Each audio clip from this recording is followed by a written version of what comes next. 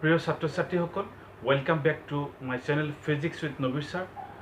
মই আজি তোমালোকৰ ওচৰত আহিছোঁ ক্লাছ 9ৰ ফিজিক্স পাৰ্টৰ 9 নম্বৰ চেপ্টাৰৰ লাষ্ট বা নিউমেৰিকেল পাৰ্টৰ এটা প্ৰব্লেম কৰাৰ কাৰণে বা এটা ক্লাছ কৰাৰ কাৰণে।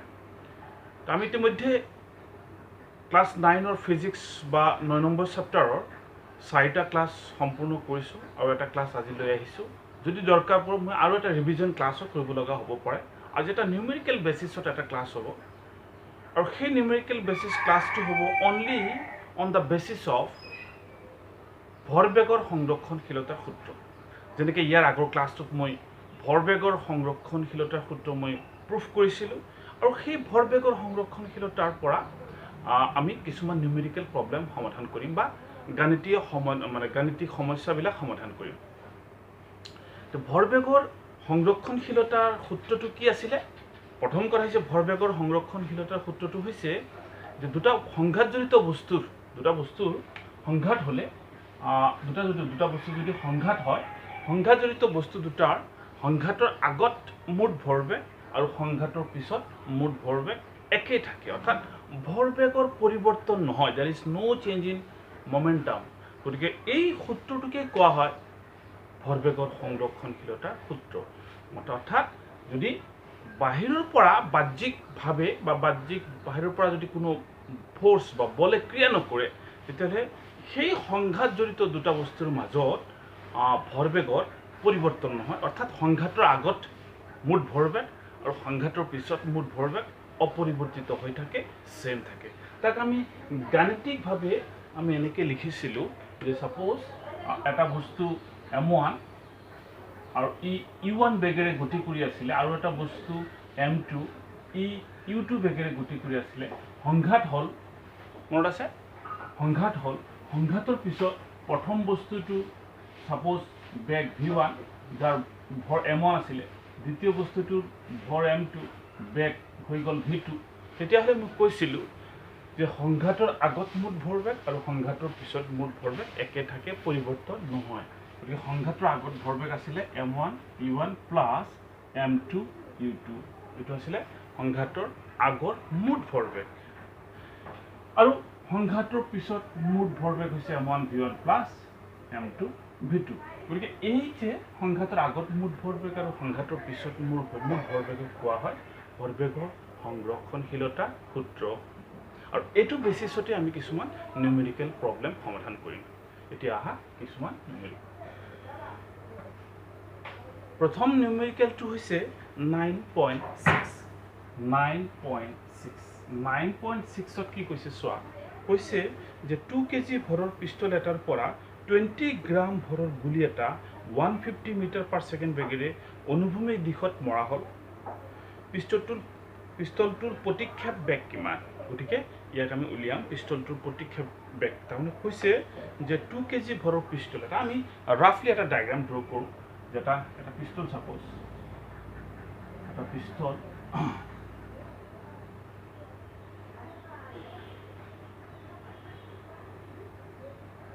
পিষ্টল ঠিক আছে। পিষ্টলটোৰ ভৰ 2 kg, গোটেই পিষ্টলটোৰ ভৰ হৈছে 2 kg। পিষ্টলটোৰ ভৰ 2 kg ভৰ পিষ্টল এটাৰ পৰা 20 গ্ৰাম, ইয়াৰ মাজত এটা গুলি আছে, ঠিক আছে, ইয়াৰ মাজত এটা গুলি আছে। সেই গুলিটোৰ ভৰ হৈছে 20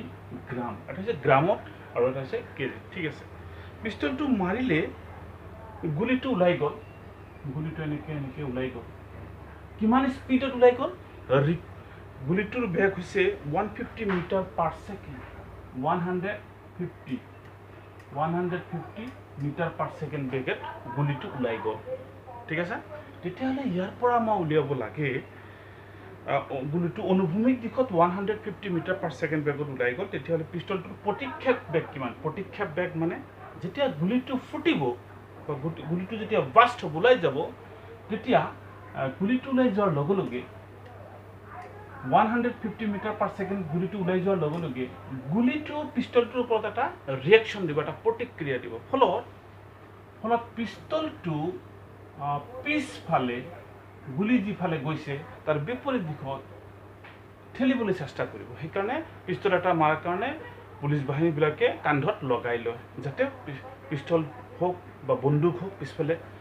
আহিলেও পৰি নাযায় চ' গতিকে এই পিষ্টলটো যিফালে পিছফালে যে ঠেলিব সেইটো সেই কিমান স্পীডত কিমান বেগত ঠেলিব তাক কোৱা হয় ৰিকইল ভেলোচিটি এইটো হৈছে প্ৰতিক্ষেপ বেগ আৰু এই প্ৰতিক্ষেপ বেগ কিমান হ'ব সেইটো আমাক উলিয়াব লাগে আৰু এনেকুৱা ধৰণৰ অংকবিলাকত আমি ভৰবেগৰ সংৰক্ষণশীলতাৰ সূত্ৰৰ পৰা আৰম্ভ কৰিব লাগিব উলিয়াব লাগিব ঠিক আছে তেতিয়াহ'লে ইয়াত গতিকে আমি যদি এই বস্তুখিনি লিখি লওঁ কি কি দিয়া আছে তেতিয়াহ'লে আমাৰ ক্লিয়াৰ হ'ব প্ৰথমটো দিয়া আছে যে পিষ্টলটোৰ ভৰ আমি পিষ্টলৰ ভৰ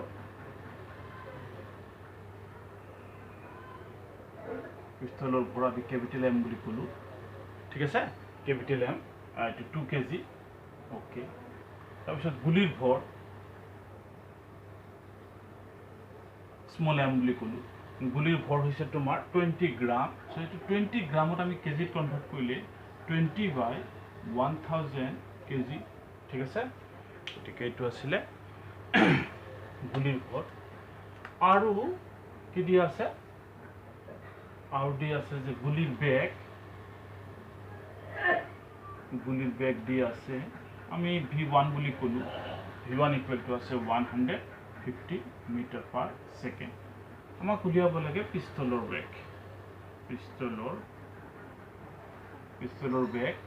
ধৰি ল'লোঁ V2 ঠিক আছে আমি পিষ্টলৰ বেগ আমি ধৰি ল'লোঁ তেতিয়াহ'লে এই ক্ষেত্ৰত ভৰবেগৰ সংৰক্ষণশীলতাৰ সূত্ৰত আমি প্ৰয়োগ কৰিম চোৱা ভৰবেগৰ সংৰক্ষণশীলতাৰ সূত্ৰত কোৱা হৈছে যে সংঘাত জড়িত দুটা বস্তুৰ সংঘাতৰ আগত মুঠ ভৰবেগ আৰু সংঘাতৰ পিছত মুঠ ভৰবেগ একে থাকে তেতিয়া চোৱা ইয়াত সংঘাত কি বস্তু এই যে গুলিটো যে ফুলে মানে গুলি যে মাৰিলোঁ ইয়াত গুলিটো ফুটি বুলি কোৱা হয় এই গুলিটো যে ফুটে গুলি ফুটাৰ আগত বস্তু দুটাৰ মুঠ ভৰবেগ কোন দুটা বস্তু পিষ্টল আৰু গুলি পিষ্টল এটা বস্তু গুলি এটা বস্তু এই দুটা বস্তুৰ মুঠ ভৰবেগ আৰু গুলি ফুটাৰ পিছত বস্তু দুটাৰ মুঠ ভৰবেগ সমান হয় গতিকে গুলি ফুটাৰ আগত পিষ্টল আৰু গুলিৰ মুঠ ভৰবেগ কিমান তাৰপৰা কথা লিখি লওঁ যে গুলি ফুটাৰ আগত মুঠ ভৰবেগ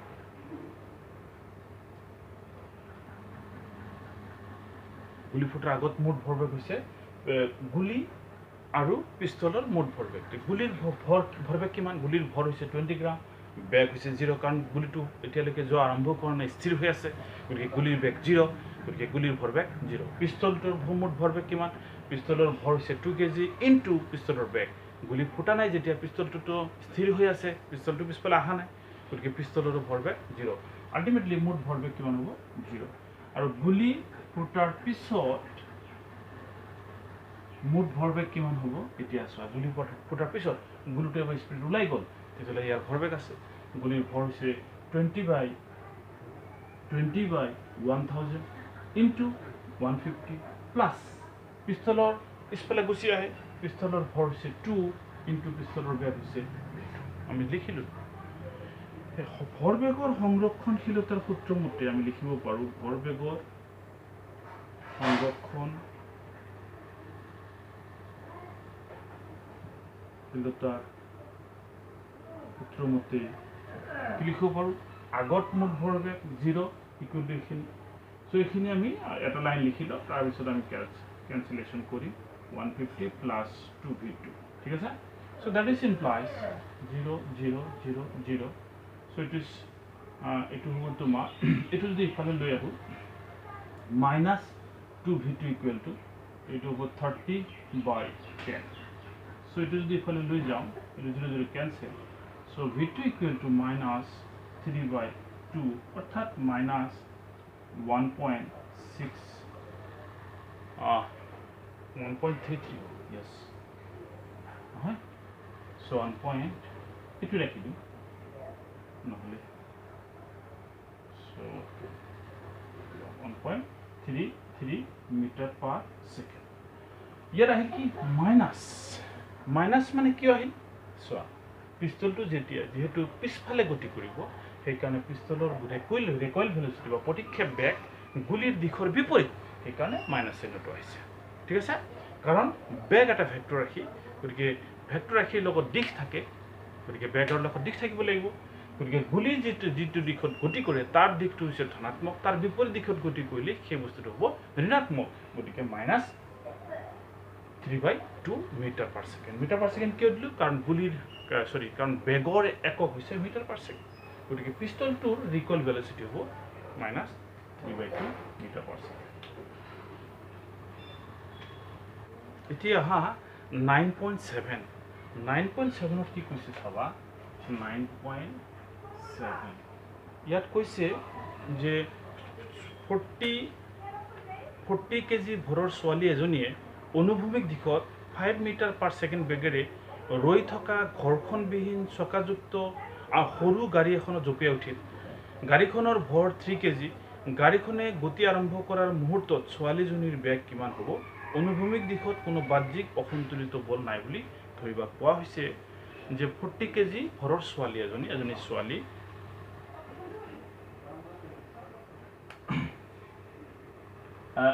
ছোৱালী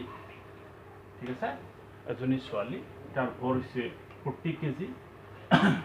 অনুভূমিক দিশত ইফালে 5 মিটাৰ পাৰ ছেকেণ্ড বেগেৰে 5 মিটাৰ পাৰ ছেকেণ্ড বেগেৰে গতি কৰি স্পীডত গৈ এটা সৰু গাড়ীত উঠিলে এটা গাড়ী চাপ'জ এটা গাড়ী উঠিলে ঠিক আছে এটা গাড়ী জঁপিয়াই উঠিলে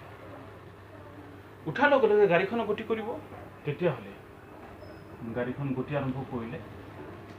ইয়াৰ পৰা আমাক উলিয়াব লাগে গাড়ীখনৰ ভৰ হৈছে 3 কেজি গাড়ীখনৰ ভৰ 3 কেজি এবাৰ জঁপিয়াই উঠাৰ পিছত মানে গাড়ীখনত যেতিয়া জঁপিয়াই উঠিব তেতিয়া ছোৱালীজনী যেতিয়া গাড়ীখনত জঁপিয়াই উঠিব তেতিয়া জঁপিয়াই উঠাৰ পিছত ছোৱালীজনীৰ বেগ কিমান সেইটো আমাক উলিয়াব লাগে what will be the velocity সেইটো আমাক উলিয়াব লাগে ঠিক আছে ইয়াত দুটা বস্তু প্ৰথম ছোৱালী আৰু সেই গাড়ীখন জঁপিয়াৰ লগে লগে তেতিয়া এটা সংঘাত হ'ল সংঘাতৰ পিছত আৰু সংঘাতৰ আগত মুঠ ভৰবেগ আমি সমান বুলি ধৰিলে আমাৰ হৈ গ'ল তেতিয়া আমি কি দিয়া আছে লিখা যে ছোৱালীজনীৰ ভৰ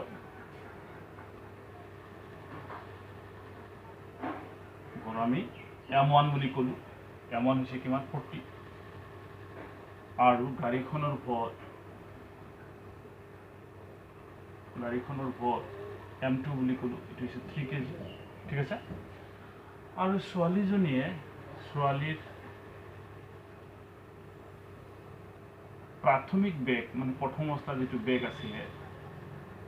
প্ৰাথমিক বেগ নাম দিলোঁ V1 equal to 5 metre per second মানে প্ৰাথমিক বেগ মানে প্ৰথম যে গৈ আছিলে গৈ থকাৰ পিছত যেতিয়া গাড়ীত উঠিলে তেতিয়া তাৰ বেগটো আমাক উলিয়াব লাগে কিন্তু প্ৰথম অৱস্থাত যিটো স্পীডত গৈ আছিলে তাৰ বেগ হৈছে 5 মিটাৰ পাৰ ছেকেণ্ড তেতিয়াহ'লে ছোৱালীজনীৰ পিছত যিটো বেগ সেইটো আমাক উলিয়াব লাগে ছোৱালীৰ পিছৰ বেগ আমি ধৰি ললোঁ সেইটো ঠিক আছে সেইটো আমাক উলিয়াব লাগে এতিয়া চাওঁ আমি ভৰবেগৰ সংৰক্ষণশীলতাৰ সূত্ৰটো প্ৰযোজ্য হয়নে নহয় গতিকে চাম আমি যে গাড়ীত উঠাৰ আগত মুঠ ভৰবেগ উঠাৰ আগত মুঠ ভৰবেগ কিমান গাড়ীত উঠাৰ আগত মুঠ ভৰবেগ দুটা বস্তু এইটো বস্তুৰ ভৰবেগ প্লাছ এইটো বস্তুৰ ভৰবেগ এই ছোৱালীজনীৰ ভৰবেগ কিমান হ'ব বেগ হৈছে 5 ভৰ হৈছে 40 কেজি গতিকে ছোৱালীজনীৰ ভৰ 40 into 5 প্লাছ গাড়ীখনৰ মুঠ ভৰবেগ কিমান কাৰণ সংঘাতৰ আগত বা গাড়ীত উঠাৰ আগত দুটা বেলেগ বস্তু আছিলে প্লাছ গাড়ীখনৰ মুঠ ভৰবেগ কিমান গাড়ীখনটো স্থিৰ হৈ আছিলে গাড়ীখনৰ কোনো গতি দিয়াই নাই প্ৰশ্ন গতিকে গাড়ীখনৰ ভৰবেগ হৈছে 3 into 0 আল্টিমেটলি 0 ঠিক আছে সো এইটো আমি পাম 4 গুণ 20 200 কেজি মিটাৰ পাৰ ছেকেণ্ড গাড়ীত উঠাৰ পিছত সিস্টেমটোৰ মুঠ ভৰবেগ কিমান গাড়ীত উঠাৰ পিছত এবাৰ গাড়ীত উঠি গ'ল গাড়ীত উঠিলে কি হ'ব বস্তু দুটা এটা বস্তু হৈ যাব ছোৱালীজনী আৰু গাড়ীটো তাৰ ভৰ কিমান হ'ব তাৰ ভৰ হ'ব 40 + 3 আৰু কিমান বেগেৰে গতি কৰি আছে আমি ধৰি লৈছোঁ এইটো v2 গতিকে মুঠ ভৰবেগ হ'ব ভৰ ইনটু বেগ আৰুতো নাই বেলেগ বস্তু দুটা বস্তু এটা হৈ গ'ল তেতিয়া ভৰবেগৰ সংৰক্ষণশীলতাৰ সূত্ৰ মতে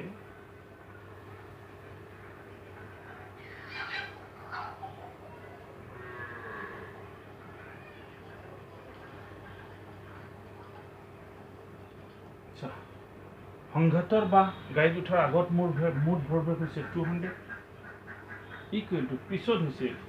40 + 3 43 v2 সো আলটিমেটলি আমি যদি ক্যালকুলেশন কৰো v2 হ'ব তোমাৰ 200/43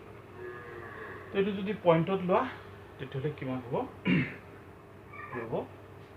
4.65 মিটাৰ/সেকেন্ড ঠিক আছে সো এনেকা ধৰণৰ আমি ভৰবেগৰ সংৰক্ষণশীলতাৰ ওপৰত ভিত্তি কৰি এনেকা ধৰণৰ সমস্যাবিলাক সমাধান কৰিম প্ৰথমতে তোমালোকে চাবা দুটা বস্তু কি কি হৈ আছে আৰু কেনেকুৱা ধৰণৰ সংঘাত হৈছে সংঘাতৰ আগত সেই দুটা বস্তুৰ ভৰবেগ আৰু সংঘাতৰ পিছত সেই দুটা বস্তুৰ ভৰবেগ তাৰ পিছত একেলগে কৰিবা হৈ যাব ঠিক তেনেকৈ আৰু এটা প্ৰবলেম কৰিম সেইটো হৈছে 9.8 প্ৰবলেমটো অলপ দেখাত দীঘল যদিও আসলতে প্ৰবলেমটো কৰাৰ কাৰণে সৰু কৈছে যে বিপৰীত দলৰ দুজন হকি খেলুৱৈ খেলপথাৰত বলটো মাৰিবলৈ যাওঁতে খুন্দা খাই এজন আনজনৰ সৈতে মুহূৰ্ততে হাঙুৰ খালে এজনৰ ভৰ 60 কেজি আৰু তেওঁ 5 মিটাৰ/সেকেন্ড বেগেৰে গতি কৰি আছিল আনজনৰ ভৰ 55 কেজি আৰু তেওঁ প্ৰথমজনতকৈ অধিক ক্ষিপ্ৰতাৰে 6 মিটাৰ/সেকেন্ড বেগেৰে প্ৰথমজনৰ গতি দিশত গতি কৰি আছিল হাঙুৰ খোৱাৰ পিছত তেওঁলোকৰ কোন দিশে আৰু কিমান বেগেৰে গতি কৰিব কোনজন কোন দিশে আৰু কিমান বেগেৰে গতি কৰিব সেইটো উলিয়াব লাগে ঠিক আছে তেতিয়াহলে আমি এনেকৈ ক'ব পাৰো ইয়াৰ ডায়াগ্ৰামটো চিত্ৰত দিয়া দিছে যে দুটা প্লেয়াৰ দুটা খেলুৱৈ দুটা প্লেয়াৰ এইটো একজন আৰু এইটো একজন ই প্ৰথমতে 5 মিটাৰ/সেকেন্ড বেগেৰে এনেকৈ গতি কৰি আছিল আৰু ইয়াৰ ভৰ হৈছে 60 কেজি আৰু এই মানুহজন ইয়াত 6 মিটাৰ/সেকেন্ড বেগেৰে ইফালে গতি কৰিছে ইয়াৰ ভৰ হৈছে 55 ইয়াৰ ভৰ হৈছে 55 কেজি ঠিক আছে তেতিয়াহলে খুন্দা লাগিল খুন্দা লগাৰ পিছত ইয়াতে হাঙুৰ খাই ললে কেতিয়াবা ৰোলিং কৰে নহয় ঠিক তেনেকুৱা হ'ল তো ইয়াৰ পৰা আমাৰ উলিয়াব লাগে যে খুন্দা খোৱাৰ পিছত সংঘৰ্ষৰ পিছত বস্তু প্ৰথম মানুহজনৰ বেগ কিমান কোন দিশত দ্বিতীয় মানুহজনৰ বেগ কিমান কোন দিশত নহয় সেইটো উলিয়াব লাগে বা দুটা বস্তু কোনফালে যাব সেইটো উলিয়াব লাগে যেহেতু দুটা খুন্দা খোৱাৰ পিছত যেহেতু মানুহজনে একেলগে হৈ যাব সেইটোৰ ওপৰত নিৰ্ভৰ কৰিব বহুত কথা ইয়াত কি দিছে প্ৰথম মানুহ বা খেলুৱৈ দিন দেই প্ৰথম খেলুৱৈজনৰ ভৰ আমি ধৰি ললো m1 60 কেজি আৰু প্ৰথম খেলুৱৈজনৰ বেগ আমি এইটো দিশত পজিটিভ বুলি ধৰি ললো বেগ v1 ইকুৱেল টু 5 মিটাৰ/সেকেন্ড এবাৰ আহো দ্বিতীয় খেলুৱৈজনৰ ভৰ m2 ইকুৱেল টু 55 কেজি ঠিক আছে আৰু দ্বিতীয় খেলুৱৈজনৰ বেগ আমি ধৰি ললো v2 ইকুৱেল টু কিন্তু এবাৰ এই দিশত ঠিক আছে তেতিয়াহলে যেহেতু প্ৰথমটোৰ গতিৰ বিপৰীত সো এটো হ'ব -6 মিটাৰ/সেকেন্ড কথাটো ভালকে মন দিবা কাৰণ আমি ধৰিছো যে প্ৰথমজন যেটো দিশত গতি কৰে তাৰ বেগ ধৰিছো আমি 5 মিটাৰ/সেকেন্ড ক্লিয়াৰ প্ৰথমটো যে দিশত গতি কৰে তাৰ বেগ ধৰিছো আমি 5 মিটাৰ/সেকেন্ড গতিকে এই দিশৰ বিপৰীত দিশত কোনো বস্তুৰ গতি হলেই তাৰ বেগটো হ'ব নেগেটিভ দ্বিতীয় মানুহজনে প্ৰথমজনৰ দিশতে মানে ইফালে আহি আছে গতিকে এইটো প্ৰথমজনৰ গতিৰ বিপৰীত দিশতে আছে গতিকে এইটো হ'ব 6 মিটাৰ/সেকেন্ড তেতিয়ালে চোৱা ভৰবেগৰ সংৰক্ষণশীলতাৰ সূত্ৰ মতে ডাইৰেক্ট লিখিও সংঘাতৰ আগত ভৰবেগৰ সংৰক্ষণশীলতাৰ সূত্ৰ মতে সংঘাতৰ আগত খুন্দা খোৱাৰ আগত দুইজন মানুহৰ মুঠ ভৰবেগ প্ৰথম মানুহটোৰ ভৰ হৈছে 60 * 5 এটো প্লাস a প্লাস দ্বিতীয় মানুহজনৰ ভৰ হৈছে 55 * -6 ইকুৱেল টু খুন্দা খোৱাৰ পিছত দুজন মানুহ সাঙুৰ খাই ল'লে আমাৰ অৰ্থাৎ এটা হৈ গ'ল তেতিয়া বস্তু দুটা দুজন মানুহ তেতিয়া এজন মানুহ হৈ গ'ল তাৰ ভৰ কিমান হ'ব ভৰ হ'ব 60 প্লাছ 55 আৰু তাৰ বেগ কিমান সেইটো আমাক উলিয়াব লাগে আমি ধৰি ল'লোঁ সেইটো বেগ ভি ঠিক আছে এতিয়া এইখিনি সমাধান কৰিলে আমি পাই যাম 6 5 গুণ 30 300 মাইনাছ 30 0 7 3 7 30 তেতিয়াহ'লে কি আছে হয় 30 0 7 3 7 30 33 33 so equal to এইটো হ'ব তোমাৰ 5 11 115 ভি so ultimately এইটো পাম আমি minus 30 equal to 150 V so ultimately পাম আমি v equal to minus 30 by 115 plus 6 bar plus 2 bar plus 3 bar so so it will be minus 6 by 23 meter per second ঠিক আছে অৰ্থাৎ আমি ক'ব পাৰোঁ যে ভাঙুৰ খোৱাৰ পিছত মানুহ দুজনে প্ৰথম মানুহজনৰ গতিৰ বিপৰীত দিশত অৰ্থাৎ এইফালে মাইনাছ যেহেতু আহিছে অৰ্থাৎ প্ৰথম গতিটো আমি পজিটিভ ধৰিছোঁ 5 মিটাৰ পাৰ ছেকেণ্ড তাৰ বিপৰীত দিশত 6 by 23 মিটাৰ পাৰ ছেকেণ্ড বেগত দুয়োজন একেলগে চুচৰি প্ৰথমজনৰ বিপৰীত দিশত আহি আছিল এইটো হৈছে আমাৰ আনসাৰ সো এইখিনি আছিলে আমাৰ ক্লাছৰ মেইন বস্তু